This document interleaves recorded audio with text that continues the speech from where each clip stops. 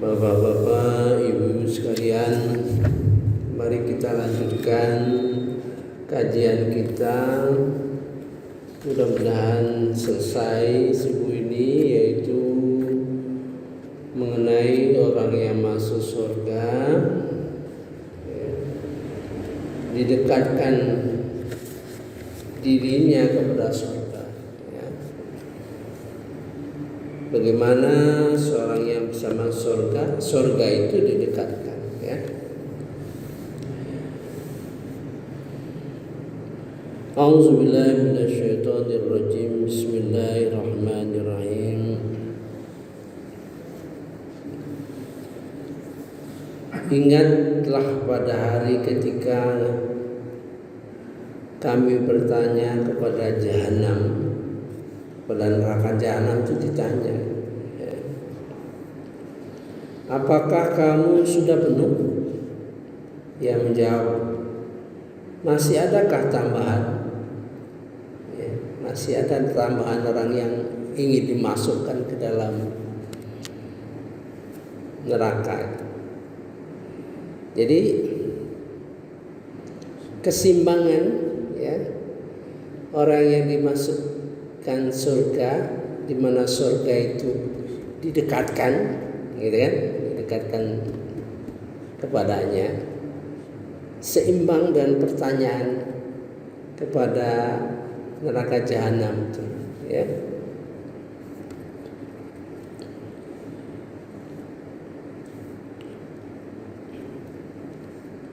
Yauma taqulu li Jahannam, gitu ya. Hal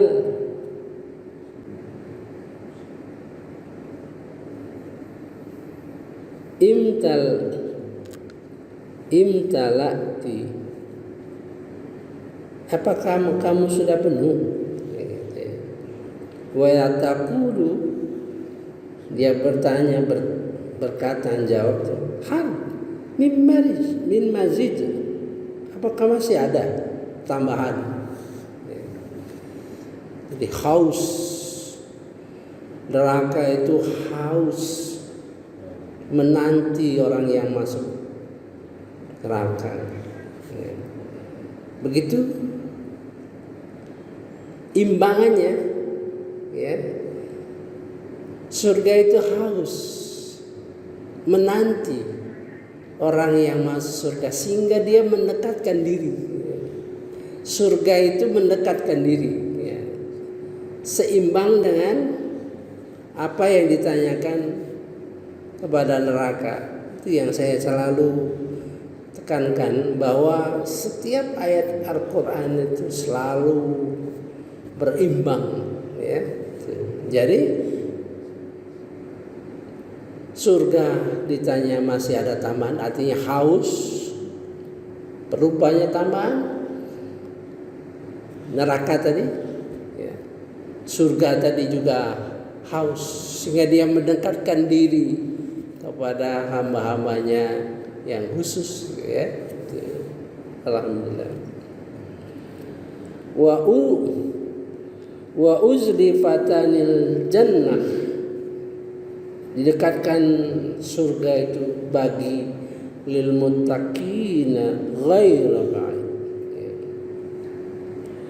Hadza ma tu'adun, inilah nikmat yang dijanjikan di dunia, likulli awabin hafiz, bagi orang-orang yang banyak bertobat, ya, dan memelihara ajaran-ajaran Allah Subhanahu wa taala. Jadi amal-amal soleh itu insyaallah kita nanti bentangkan, ya, sebagian besar ayat-ayat Quran yang menunjukkan amal soleh. Kalau kita kan pengertian amal soleh kita tuh dalam pikiran saja kan, yang sudah biasa dilakukan, ya, sembahyang, ya, berinfak, gitu kan. Tapi banyak, semakin banyak kita paham, kita ngerti. Paling tidak kalau kita ngerti, ya, pahalanya jalan sendiri, ya. Misalnya jangan bohong, ya. Jangan bohong ya. Kita ngerti jangan bohong ya. Kemudian dalam kehidupan sehari-hari kita tidak berbohong, otomatis pahalanya berjalan, gitu kan? Jangan mencuri, ya tahu jangan mencuri, ayatnya tahu kita. Maka selama kita tidak mencuri, pahala jalan terus. Gitu. Itu beda orang berilmu dengan tidak, ya gitu.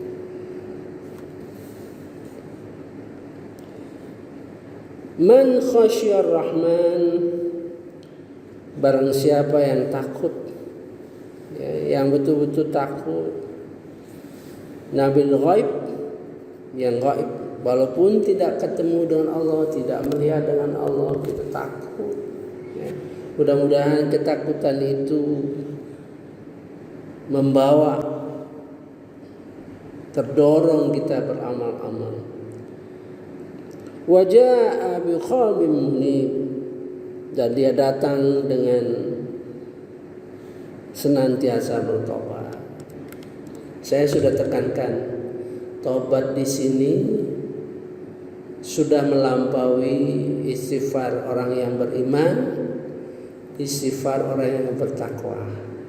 Karena dia sudah melihara ya, ajaran-ajaran Allah Subhanahu wa taala.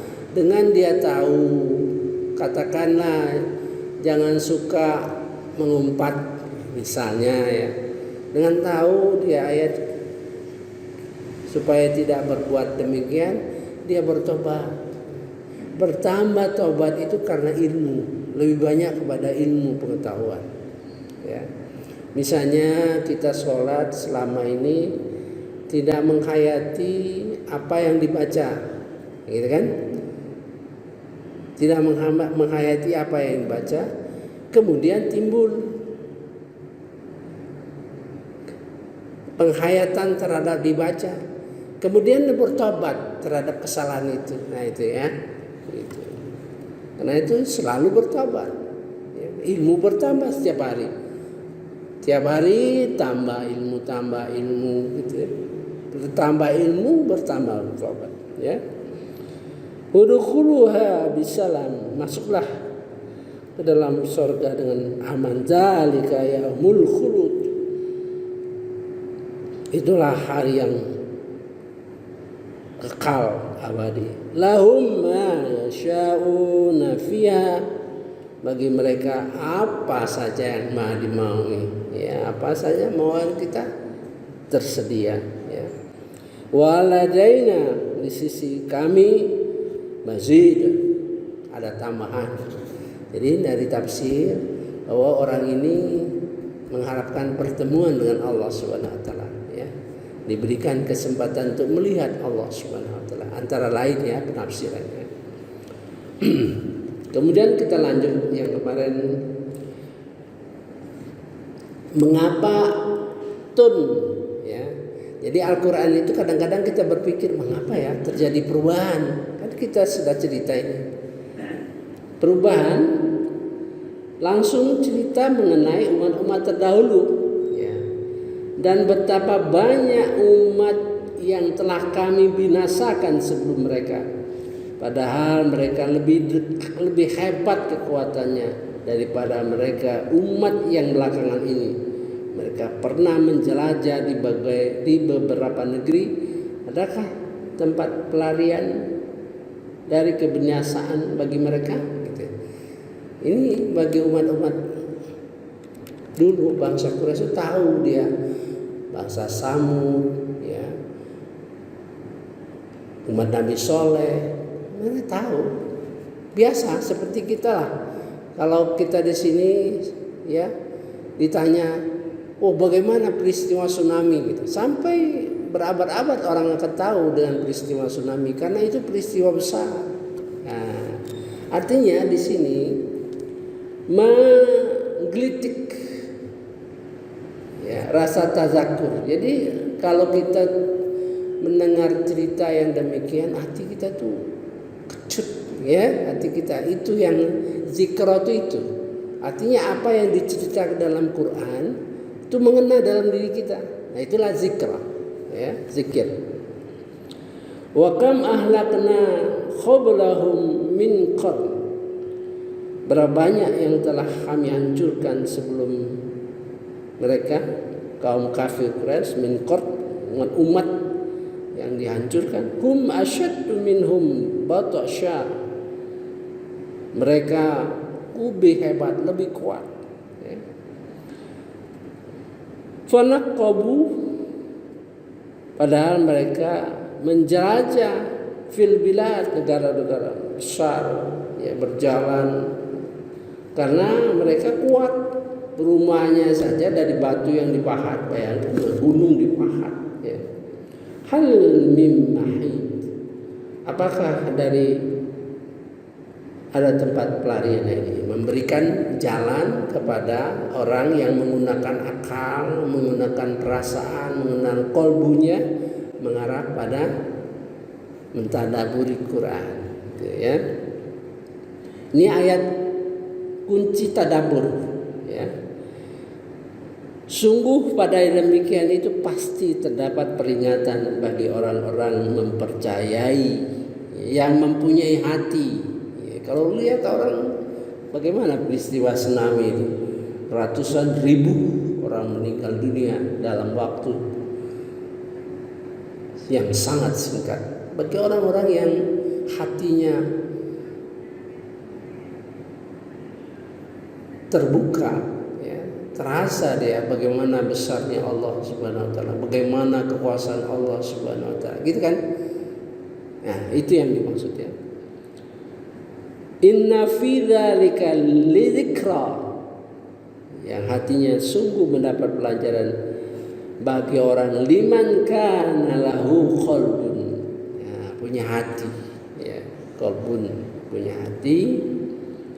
Kemudian au al-qassama, dia dengar betul, dia pelajari betul, dia tekuni betul, ya, dia pahami segala segi berkenaan dengan hal tersebut. Wa huwa syahid, dan kemudian dia menyaksikan. Nah, inilah kunci tadabbur itu. Satu, paham teksnya, paham mengerti arti teks Qur'annya. Kemudian paham maksudnya, ya, paham maksudnya. Apa yang dimaksud oleh Allah Subhanahu wa taala dengan ayat tersebut? Ya. Dia perhatikan, dia saksikan, nanti kita menyaksikan bahwa ayat itu benar. Nah, itu yang dimaksud. Jadi mari kita mengembangkan hati dan pikiran kita supaya ada keinginan kita paham ayat-ayat. Kemudian kita berpikir bagaimana melaksanakan ayat tersebut, ya. Kemudian menyaksikan bahwa ayat itu benar. Seperti sekarang nih, ya. Kita menyaksikan adanya COVID-19. Kita ketemu ayat, ya, yang mengatakan bahwa Allah akan terus menunjukkan kebesarannya. Nah, gitu, ya, baik di dalam alam ini maupun di dalam dirimu, sehingga Al-Quran itu benar-benar diyakini benar. Ya, kita lihat sekarang bagaimana peristiwa COVID ini. Yang namanya virus normalnya itu, kalau virus itu berkenaan dengan udara yang panas, ya, biasanya berkembang di daerah tropis. Atau kalau berkembang untuk virus di daerah dingin, biasanya dingin. Ini enggak, panas dingin semua sama. Nah, mudah-mudahan menambah hasanah perasaan kita, perasaan iman kepada Allah Subhanahu. Itu yang tinggi nilai pahalanya, gitu. Jadi pahala di dalam puasa, dalam Quran itu, ibadah dalam Quran itu, satu, ibadah fikir termasuk zikir, kemudian ibadah qalbu, ya, kemudian ibadah fisik, kemudian ibadah materi, gitu. Sungguh kami telah menciptakan langit dan bumi dan apa di antara keduanya dalam 6 masa, dan kami tidak merasa letih sedikit pun. Walaqad khalaqnas samawati wal ard, wa ma ya bainahuma fi sittati ayyam wa ma massanal min lughub. Kami tidak merasa letih. Itu melengkapi ya, bagaimana penciptaan alam ini terkait dengan tadabbur tadi ya, untuk memperhatikan ayat-ayat kauniyah itu. Karena tadabbur itu mentadabbur ayat yang tersurat yang di dalam Al-Qur'an maupun ayat-ayat yang alami ya, berkenaan dengan penciptaan langit dan bumi. Maka Nabi Muhammad SAW diminta, maka bersabarlah engkau Muhammad terhadap apa yang mereka katakan. Nah, bertasbihlah dengan memuji Tuhanmu sebelum matahari terbit dan sebelum terbenam. Jadi Nabi Muhammad itu disuruh sabar karena sesak napasnya itu, sesak dadanya itu, karena dia orang yang dipercaya. Kemudian orang nggak percaya, bayangkan dia jadi disuruh perintah oleh Allah Subhanahu Wa Taala bertasbih dan memuji Allah Subhanahu Wa Taala supaya stress release, ya, mengurangi stres yang dilakukan yang dialami oleh Nabi Muhammad SAW. Subhanakallahumma wa bihamdika asyhadu an la ilaha illa anta astaghfiruka wa atubu ilaik. Wassalamualaikum warahmatullahi wabarakatuh.